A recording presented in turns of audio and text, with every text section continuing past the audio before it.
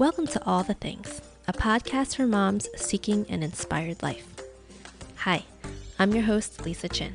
I am a writer and a coach, and my most passionate truth is that the world needs the real you. That's why I created this podcast, to discover all the things that make us who we are. Because the better we understand ourselves, the more good we can do in the world. So, let's do that together.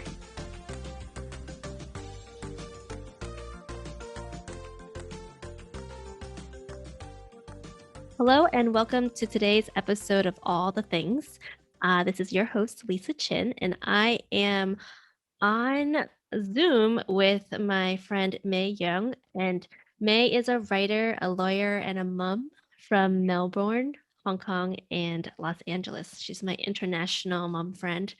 And before we get started in our conversation today with May, I wanted to first acknowledge that I am speaking and podcasting from the traditional and unceded territories of the Nipmuc and Massachusetts people. And I share a land acknowledgement before every podcast episode to ground the conversation. I know that May and I will definitely touch on race during this conversation, but systems of inequity and injustices are kind of all around us, and it bears reminders kind of throughout our lives and every day to just keep that in mind as we are going about our often privileged lives with privileged conversations. So that is that's that. So let's get started. May, thank you so much for joining me today. I'm so happy to be here with you, like face to face almost. Yes. For some orienting with the audience, right? The first season of All the Things is about people I know. And so you and I have an interesting relationship, but I wanted to give you the opportunity to share with the audience what it is, like how we know each other and kind of our relationship from your lens. Well, I was so lost. Was it around May, June last year when the riots, the race, is there a better way of saying it? I think of them as the race riots were happening, and there was like finally like the very belated reckoning with the issue of racism in the US, and all the conversations that I wanted to participate in, and also like to find my way as a Chinese Australian here, and having some and actually having some regard for how we live with each other. There was no one I could relate to, because the conversation was very, from my experience, black and white. So it was hard enough, like, you know, I think we were both, Jennifer Wilsey, you might have been on that call. I don't know if you were on that talk, but we found our way there I found my way to that talk through Kimberly Johnson, from being in that kind of MAGA Mama community and conversation. Anyway, I just found that there was very little acknowledged. There was like how your accountability as a Caucasian American, but there was very little talk of how, as a Chinese migrant, like not even a Chinese American, of how we fit into the picture, and where our accountability and where we fit in all this. And I felt quite invisible too, because a lot of my experience of a lot of the discussion was that it was time for, you know, the privileged white population, the people in the US, to bear what they had put onto other ethnicity, onto the African Americans. But I was like, well, but this also isn't my burden to bear. Like, I care, but it's not, that oppression isn't to do with me. And I just, you know, and it was also just in a nervous system sense, such chaos. And I was just looking for people who could even have some sense of where I was at. So that's not very concise. So what happened was, during one of those MAGA Mamba Kimberly Johnson podcasts, I don't know which, I did say, you know, I don't know we were talking about, it was the discussion was around internalized white supremacy. And I thought, well, yes, I've definitely got that in my system. But I was like, I was looking for someone who is at least Asian to discuss that with, because clearly my experience with internalization of white supremacy is pretty different to someone who was Black or white. And then Kimberly Johnson said, oh, you got to speak to Lisa Chin. And then you reached out to me before I even found you. Like, you saw your name come up in the chat and then you found me. It was actually my friend Tiffany. She was attending that call. And I think I was doing something for work, and she's like, Kimberly just mentioned your name on her on the call. And I'm like, what? What's going on? So I think I don't know if I watched the recording, or I think I posted on the Mega Mamas group. And I was like, someone out there, and I don't remember what the post said, but we found each other. Yeah, I need a community. And right away you gathered people together, which is something that you seem to be a natural at. You got together. I've forgotten the names of the other women who on the Facebook group that you set up, but just those chats, they were very grounding for me. And they got me through a couple of months when I was just scattered and lost. Just even to have someone to talk it with, because my friends who are white, they were dealing with their shit, their stuff. Sorry, I beg your pardon. So they had no capacity. Where can I ask you kind of like, where do you see yourself now? Like, what, I don't know if there's a conclusion, but like, as of right now, at least, like, where do you see yourself in this like race discussion or in this conversation? Well, I would say in terms of difference, it's very clear. Like, one of the reasons that I left the US is because I thought, oh, this is no place to be a non-American, because I don't have this history in my system. So I would say I'm very clearly not American. And actually, my American friends here, they're always surprised. What do you mean by American? There's no difference. Like, there's a difference. Like, when you're in it, when you are the dominant culture, you don't notice it, whatever race you may be. Like, if you've grown up with all that and with the legitimacy, the citizenship of being here. I see myself. This is going to sound lame and maybe a bit of. I see myself as a person in all this. I can understand why there is so much formality and theory and terminology to discussing all of this, because it wasn't discussed, there needed to be a language and a way to discuss it almost without all the charge. And this term, like, so my daughter she was at school here, and we learned about, even something like microtransgressions, and there was a whole PowerPoint on it. And I was like, dude, that's just like, and then I saw people very studiously taking notes and really like investigating how to behave properly, to the degree that I could see that.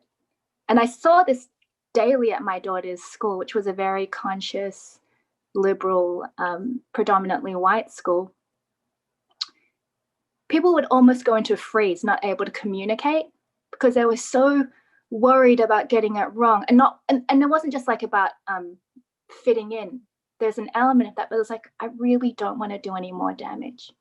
But actually got in the way, I think, of just relating as human beings, because you're constantly thinking, am I doing the right thing? So I guess in all this, I'm working, rather than thinking about my Asianness is going to come up. My not being American will come up when I'm not in America. Like, you just feel it. It's just in the experience, because the perspective is different. But where I am is where I really want to be, is in my body and relating from soul rather than mind. And I think when you look at people, Marion Woodman talks about it. You look through your eyes rather than with your eyes. And you do actually see differently when you look people in the eye, that way. You actually relate soul to soul, as cheesy as that may sound. And somehow there's more flow, um, and humanity and space in relating to each other. And of course, there's also so much delight when you relate to people in that way, rather than from a place of fear or perfection, however well meaning that may be. Mm. I love that. I am a person. Yeah. Yes. But I say that having grown up always kind of an outsider. So, like in Australia, used to, we were the Chinese, and then in Hong Kong, I was at a German school. So I was a Chinese, but also in relation to Hong Kong people, I was like, no, Hong Kong's pretty international, but in China, for example, I was like, how do you say, what am I? Am I an egg? No, banana. Mhm. And then here, there's that otherness of being Chinese and Australian. So you always, for me anyway, I've always known with that outsider experience, even if people are inclusive, I can't help because of the contrasts, see the differences Mm. or be aware of them. It's, I'm thinking about that because I have felt a little bit like that also. Um, but but very much relating to your initial story about how we met, like feeling very like kind of lost in the race conversation, just kind of being on the outside. And then in different instances in my life, but like right now, like in a predominantly white town and feeling like I'm not quite here, but then at the same time, at other times, feeling like I'm very much part of the fabric. And I think everyone, I feel like everyone, not just Chinese people or people of color or anything like that. I think everyone has these moments where they don't feel like they're in it. Yeah. And then they also feel like they are totally in it. And the ability to kind of bounce back between the two is like this, it gives you a little bit of flexibility, I think. But I think that for some people, they want to be in it all the time. What is that? I mean, first of all, even when I'm with my family, I sometimes feel like I'm not in it. So I couldn't be more genetically similar. Like that's the most genetically similar kind of environment I would be in. But then sometimes it's so lonely with family, you know. And then to be in it all the time, I see what you mean. And I think when I think about people who are in all the time, I think of, I can't pronounce it, the dude who wrote the books on anger and communication, the Vietnamese monk. I think, oh, he'd be in it all the time because he's not relating from those ego identifiers. I feel It's like he's come in it, but from, it's because he's just unattached to it that he's in it. yeah, that I have to be a particular way or you are a particular way. It's like, it's flow. Like I think, like if you think about animals, I don't think like sometimes they think I'm a pigeon and you're a cockatoo. I think they're just in it. They Mm. just get on with Hmm. Yeah. building nests and finding worms. You mentioned perfection, and that was definitely a topic I wanted to touch on for multiple reasons. However, the first thing I wanted to bring up was that, with some of the guests to the show, I share a list of questions beforehand just because some people like to kind of have a lay of the land before they enter a conversation. Yeah. And then you said you didn't, and you quote said, because I want to answer honestly rather than perfectly. Yeah. Can you share more about that? I mean, I lawyered for a very long time, and that was all about getting the sentence right, like drafting to perfection as you go and redlining. And so you might come up with something that's absolutely watertight and grammatically correct and irrefutable, but it's really got nothing to do with how you feel. And that's, the whole meaning of what you say or what you mean to say. It, it's really just feeling put into form. So I know that if you give me, it's just the way my tendency now. If you tell me the question before, I will start drafting in my head beforehand. And I'll be doing that all day, like at moments when it's got absolutely nothing to do with what I should be doing. Um, and then I saw myself trying to remember while I chat to you the perfect thing that I came up with in my head, and not answering the question at all. And how my answers, like when I engage with you, I'll be reminded of what I really mean. Mm. I could, yeah. Although, mind you, I do wish I had put some thought into how, like, the story of how we met, because I did ramble rather, but there you go. It is what it is. Well, that's sometimes stories kind of come together in reverse and they like go slowly and they kind of back up into each other. It's kind of how it goes. Yeah, I think So, it was a messy time too for me, so it's still hard to put into words or mhm, orientate where I was at, because I think, I was lost. mm. When do you think you made that? Have you always been someone like that would have said, "Hey, don't send me the questions," or when did that become your answer? Like, That became my answer probably from when I was 41. That's so specific. And 6 months and 2. That happened, I think it came from when I was transitioning and kind of retraining, like training myself out of being a lawyer. And that's to be a creative, because it was very clear to me that I thought, oh, I'm a lawyer, I'm really good at words and I understand structure and I'm going to write things that make sense and land. And then I actually couldn't write anything because I was like, I couldn't immerse. So I did improv. And I also studied, I've been studying many years now with Joan Scheckel. And she's all about what's alive and what you feel when she doesn't talk about like writing a story. Writing for her is doing, you get up and we talked about this, you get up and you do it, you embody the story through action and feeling. And so from that, and also like studying with Rie Katagiri, who's, she's not about like using your mind to control how you move. It's actually prioritizing the body and listening with your whole being, not just like your brain ears, about where your body's inclined to move. And so from those, I think, three um, kind of fields of study, disciplines, I came to experience that I'm more likely to be truthful and to actually enjoy communicating from those places. were you like that as a kid? Yes. Yes. So I don't know if like you, but you know how like it's very prescriptive how you should be when you grow up, a Chinese kid. So you have to act proper.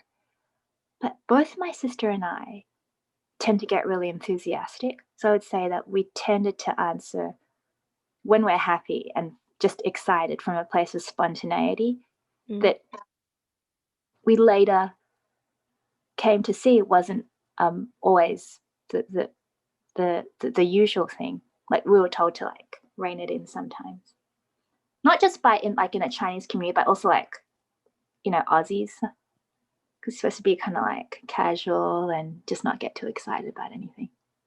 I mean, I can see that also in America, just being like a female, not to be too much and not to take up too much space or to be.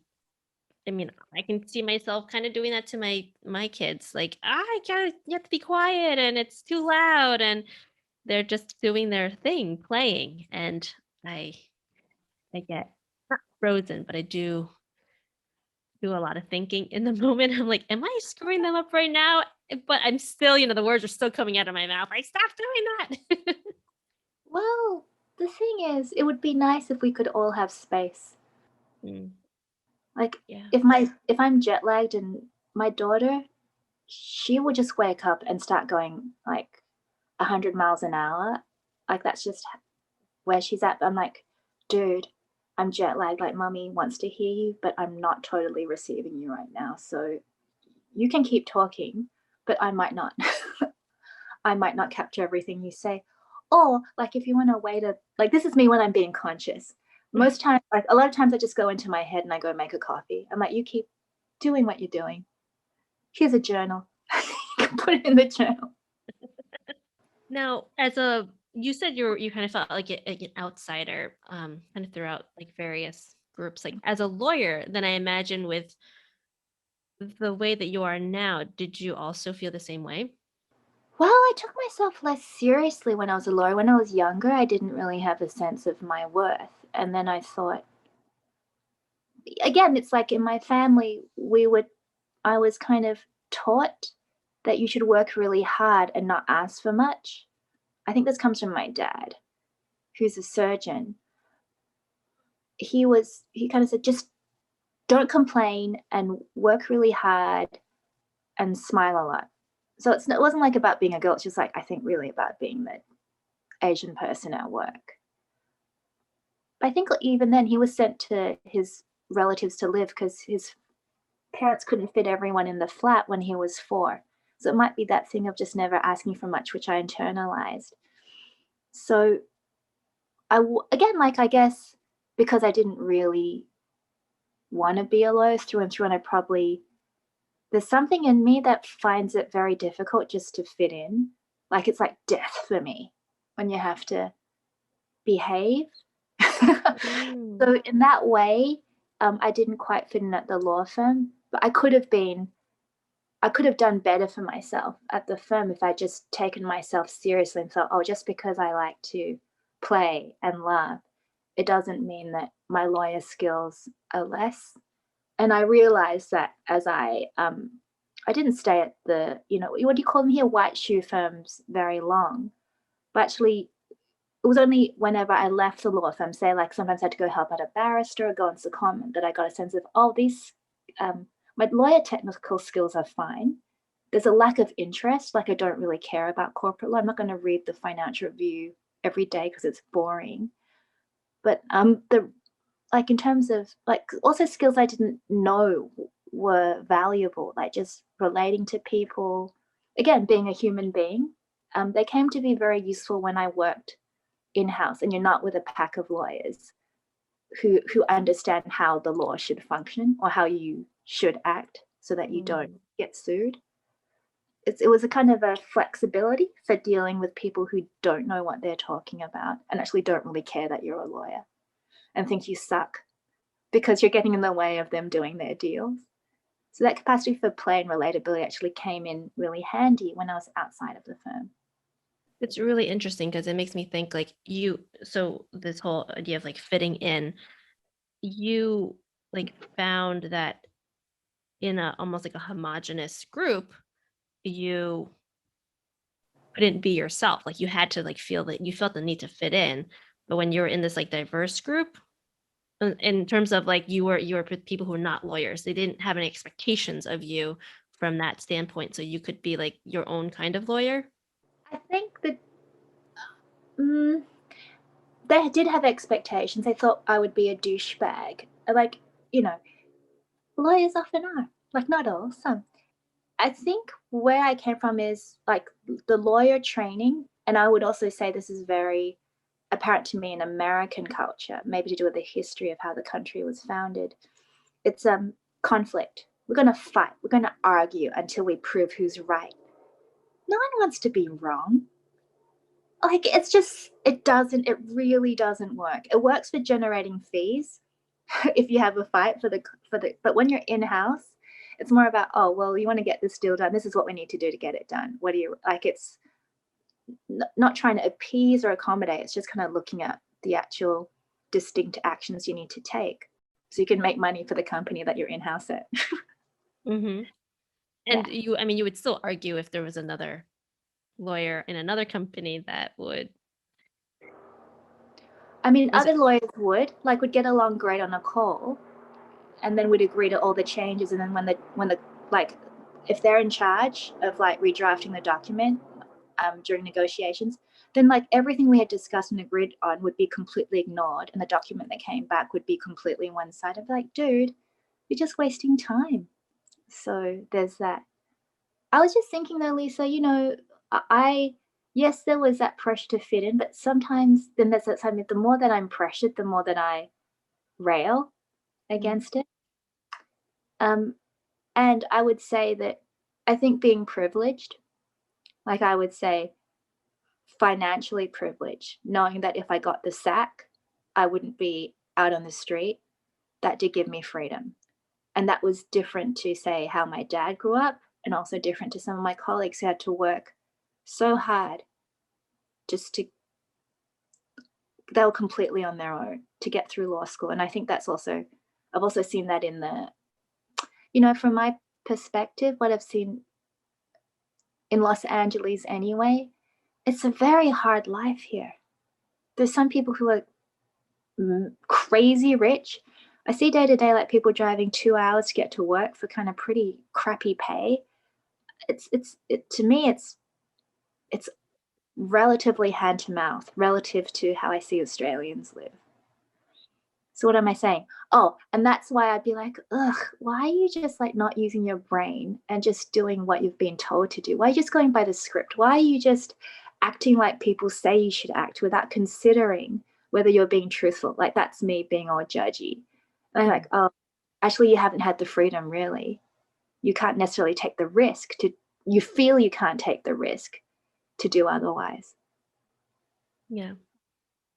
And I would think like with at least my basic understanding of the nervous system, right? Like that's really hard to kind of what's the word?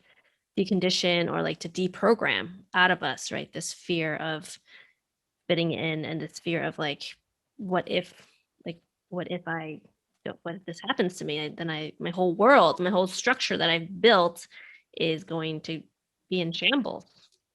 Yeah, I think age helps definitely. But I would say, like, never doubting that I could pay for my groceries. That's a massive privilege. Yeah. I mean, I see that for myself too. Like, my mom was an immigrant here and she worked in a factory, did overtime. Like, I think when she first moved to the US, she was making like $3 an hour. And Jesus. yeah, it was like in the 1980s. I mean, I'm sure it was legal. It's union. It was a union, so it wasn't like it was under the table or something like that.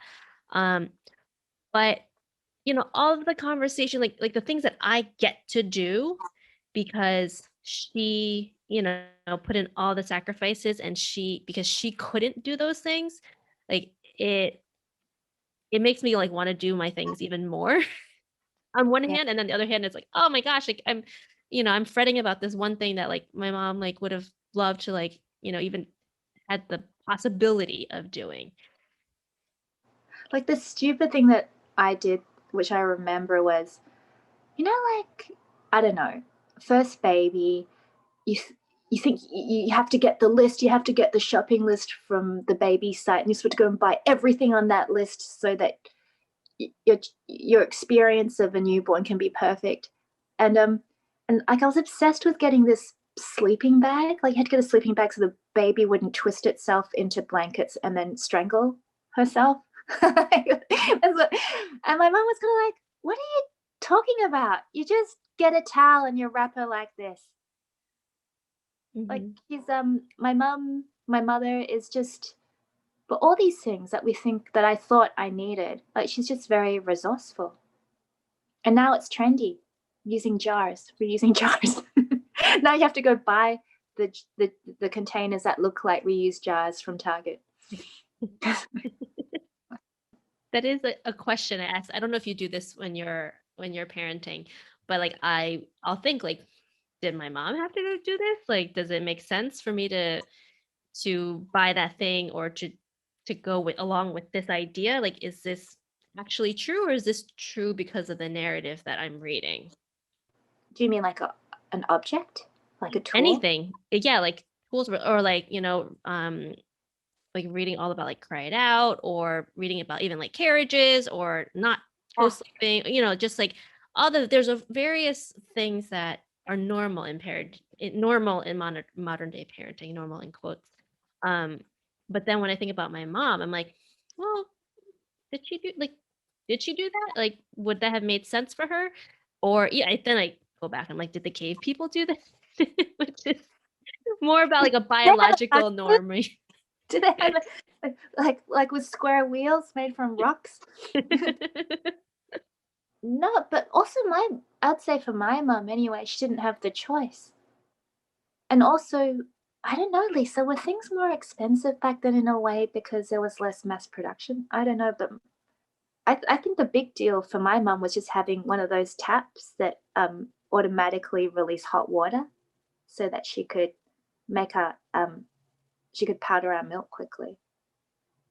My mum she yelled at me.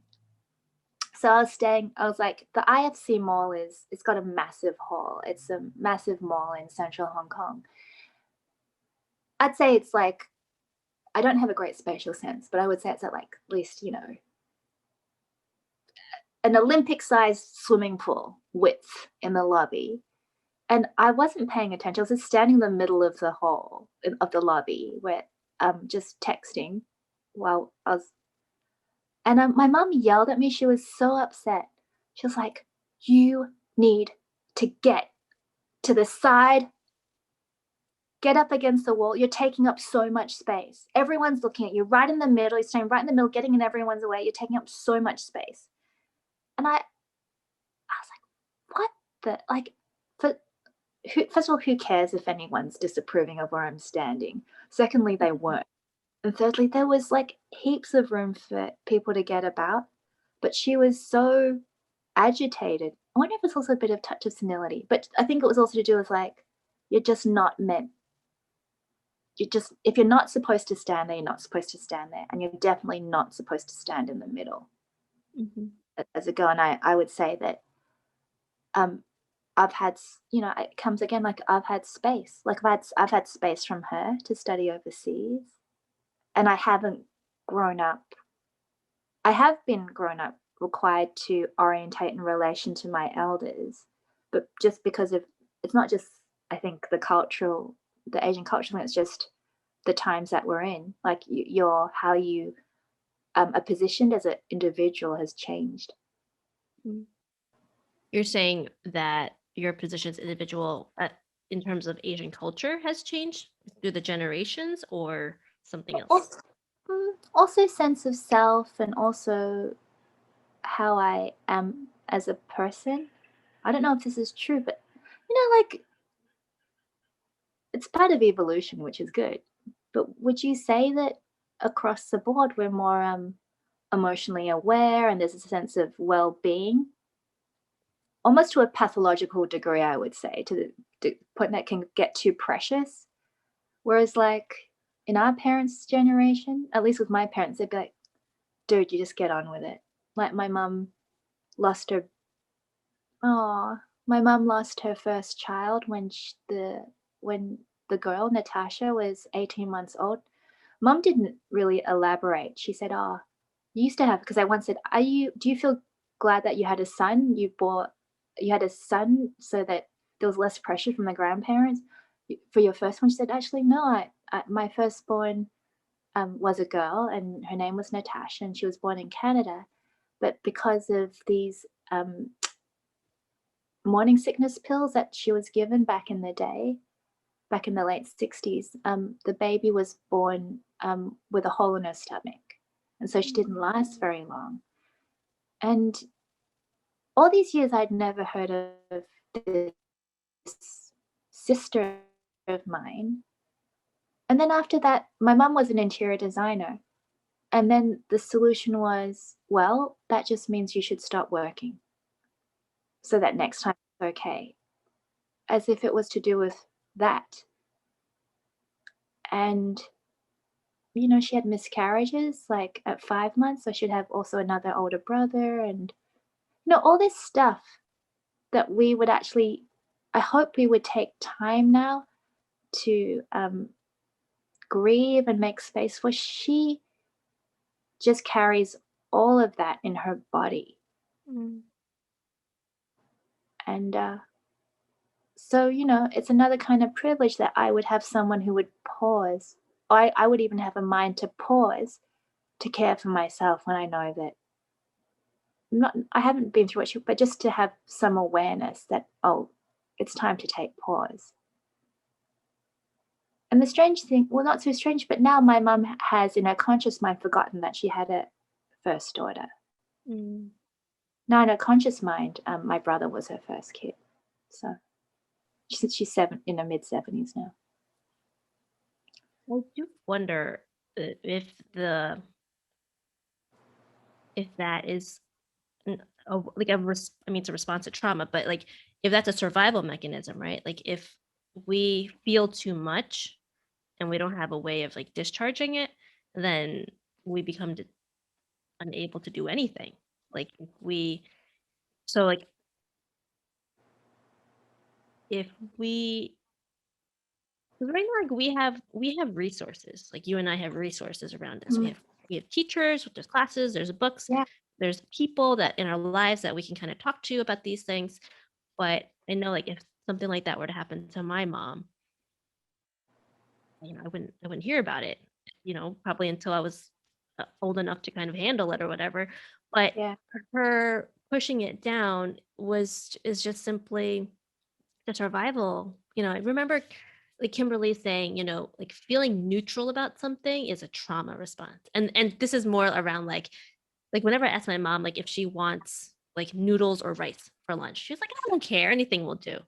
And that's yeah, because like she grew up starving. yeah, So you can't like you can't feel like you need something because you don't have a choice. So if you grew up like not having a choice, you're going to develop a response where you're like, I my body can't actually desire something because I don't right. have that. Like that's not feasible. So if I Yeah, have to be okay with the fact that there's not that choice. that's right. I think, you know, my mum's situation wouldn't have been isolated. It wasn't just that she pushed her down, everyone else around. I think she actually really needed to be held and contained, but everyone else just pushed it away. So, Well, I think that that's like we're born needing that, right? So like of course the person who needs it is is going to need it, and then if they don't see it from the outside, yeah. then they're going to have to figure it out. I, you know, I do it too. But like when you just even just go to a friend's place, would you like a cup of tea? No, I'm fine. I'm fine. It's like a default response because you don't want to bother someone and you think like you can't ask. And I'm just kind of like when people say that to me, like, okay, are you saying that because you really don't want a cup of tea?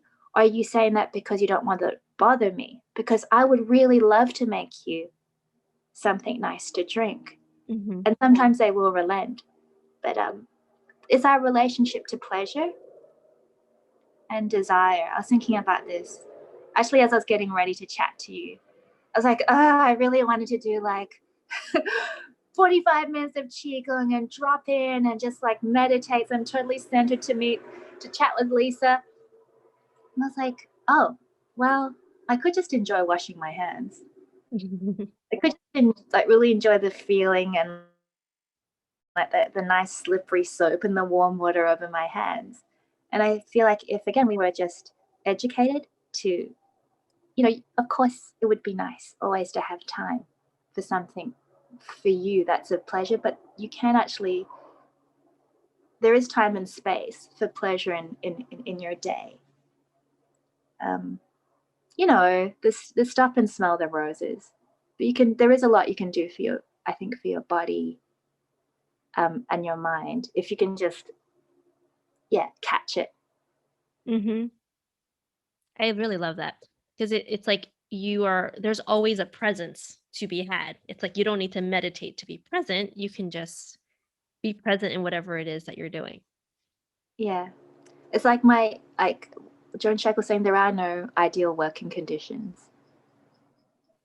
And there probably are no ideal pleasure conditions unless you go off to like, Bali You share this idea of like you kind of mentioned it a few times, like time and space Yeah. throughout this conversation. I think it's like, when so you and the listener knows, like you and I have communicated more via like voice messages on WhatsApp than anything else. But what I find in your messages is always like, and maybe it's the Aussie accent, but it's like there is a space to your speaking. Like you're generally, thoughtful and slow. And when I listen to it, you could have said, the same, you could have kind of yammered on for 5 minutes and said the same thing you would have said in 5 minutes of more spacious conversation. Yeah. I, I do yammer on. And there is something unique or particular to our exchange where that was my Lisa May thing. It was just like, because we were often exchanging reflections on our day or sharing. It was a kind of share we were engaging in, I think. And often it would be the wee hours for me towards the end of the day, or like for you. It often came from a very quiet time of day, but also from a very quiet place Mm. that one is not always in. And that was part of the delight, that knowing that, it was almost like a default place to go to when I like VMs with you. But do you do that usually? Exchange voicemails? I started doing it once I went to Hong Kong, and people generally use voicemails because Chinese takes too long to write. Mm. I have done it a lot with you and one other friend on WhatsApp, Mm. but I think it was you who I started doing it with, or maybe you started doing it with me, and I responded. And I will do that. I will respond in kind. So if someone voice messages me, I will voice message them back. Right, just trying to keep that Yeah. exchange going. But I do really enjoy it but I do yammer on. I do kind of like I see this one time I sent you like a 30-minute message. That was amazing on marriage. Have you listened to it? I listened Should I to it after. transcribe it for you? maybe Pretty I'll amazing what comes up at the moment. maybe I'll post it if you wouldn't mind. I might post it Yeah. on the podcast for others to listen to. I was just wanting to say that it is different when you do get the headspace again when you're speaking from that place, and you never know what comes up because you're not planning as you write. And I don't know, Lisa, I don't quite trust writing with two fingers. I feel like you're thinking maybe with two fingers of your brain when you're like texting into, not you, but one is texting into the phone. So I'd Mm, rather respond with my whole being, with my voice. And I love voice. mm. Well, it might be too, like autocomplete. Like that probably screws things up for people. How dare you? How dare you tell me what I wanted to say? Although I have been one to like Google or Gmail has now like has autocomplete on some of their messages, and I'm like, Yeah. sounds about right. Over. But I do think that that's actually a beautiful thing because like when you are speaking, and I found this in podcasting when I was recording some solo episodes, I I just I had to do them over and over again because I was just saying random stuff that wasn't really relevant. Whereas if I was writing, I would be able to kind of stop myself, reflect a little bit. But when you're talking, I also think we're so conscious about the silences that we kind of want to fill the air. And when I'm doing these like solo podcasts, I'm like, blah, blah, blah, and I just start talking about something completely random, like, oh, let me circle back to this other idea. So if you're in a voice exchange with a friend, that's kind of a nice thing because then you can kind of go on these tangents and they can kind of see your where you're going to and follow along as you're kind of going that way. I mean, there's a lot of meaning in the silences. The pregnant, is it the pregnant silence? It's not like it's a void. Like, there's a ton of feeling in silences. And you can actually, sometimes when I listen to your messages, I can hear like what you're going through, and that's very beautiful. And also, oh yeah, I do like it sometimes. I can't remember which podcast when there's a silence, because it's almost a little bit exciting. You're thinking, oh, did it cut out, or did they just lose their train of thought? And then when they come back, you don't know when they're coming back in. It's like, oh, and I didn't know you would say that. That's exciting. The suspense, because you don't know. No, you can't really space when you're writing. I mean, you can use ellipticals. Yeah. You can, I mean, we try to, right? I think writers try to, and poets often like will space things differently, and we'll use dashes, and we'll use even like spacing like between letters in a word. Like you've seen all of that. Like people do try to convey this emotion and this presence and that spaciousness in writing as well. Yeah. Yeah. It can be done. But I do like the immediacy of audiovisual. Mm-hmm. Yeah. I have really enjoyed this conversation. So have I. I love talking to your face, as I said before. Same here.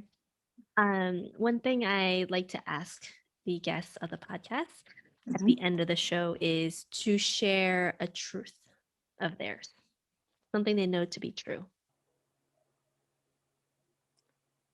You do know what's good for you. We're told what we should do and how we should meet, but everyone at the bottom, maybe like right towards their groin and deep in their heart, they know like what's true. And the habit may be just to go straight to the tension and fix what's wrong. But if you drop into the space where there's space, then that's the way in to access what's true. In the silence and in the space. It's really beautiful. You are very beautiful, Lisa Chen.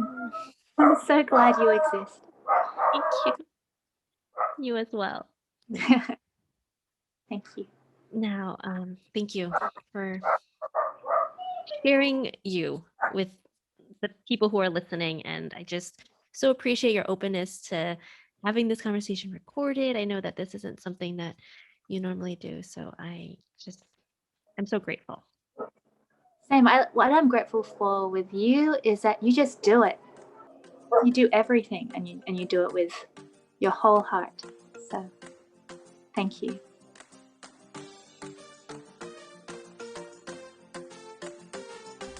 Thank you for tuning in today.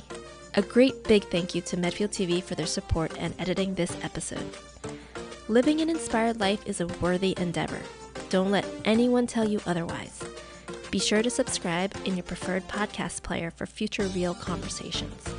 And if any part of this episode made you think of a friend, let them know that they aren't alone in their journey, and share all the things with them. If you'd like to stay in touch, hop on over to lisaforreal.com and sign up for my daily blogs. Or find me on Instagram at Reclaiming Motherhood. See you next time.